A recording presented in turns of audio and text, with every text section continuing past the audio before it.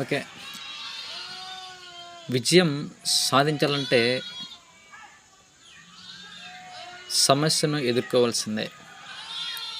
మనకు విజయం దక్కాలంటే ఎన్ని సమస్యలు ఎదురైనా, ఎన్ని ఇబ్బందులు ఎదురైనా ప్రతి ఒక్క దానిని ఎప్పుడైతే ఆలోచన విధానంతో ముందుకు పోతామో అప్పుడే విజయంని మనం సాధించగలుగుతాం. ఈ మధ్యకాలంలో చాలామంది సమస్యలు కానీ, ఇబ్బందులు ఎప్పుడైతే ఎదురవుతున్నాయో ఆ సమస్యలను ఏ వ్యక్తి అయితే ఎదుర్కోగలుగుతాడో ఆ వ్యక్తే విజయాన్ని సాధించగలుగుతాడు. మరి ఈ సమస్యలను, ఈ ఇబ్బందులను ఎదుర్కోలేని పక్షంలో ఏ వ్యక్తి అయితే ఉంటాడో ఆ వ్యక్తి ఆత్మహత్యకు గురవుతున్నాడు.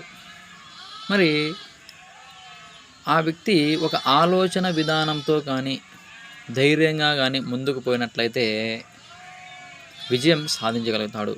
ఒకటే గుర్తుపెట్టుకోండి, ఎన్ని సమస్యలు కానీ, ఇబ్బందులు కానీ ఎదురైనప్పుడు ధైర్యంగా గాను మరియు ఆలోచన విధానంతో ముందుకు పోవాలి. అప్పుడే మనం విజయాన్ని సాధించగలుగుతాం. గుర్తుపెట్టుకోండి, సమస్యలు ఎదురైనా అని ఎవరే కానీ బాధపడకండి. ఒక ఆలోచన విధానంతో ముందుకు వెళ్ళండి.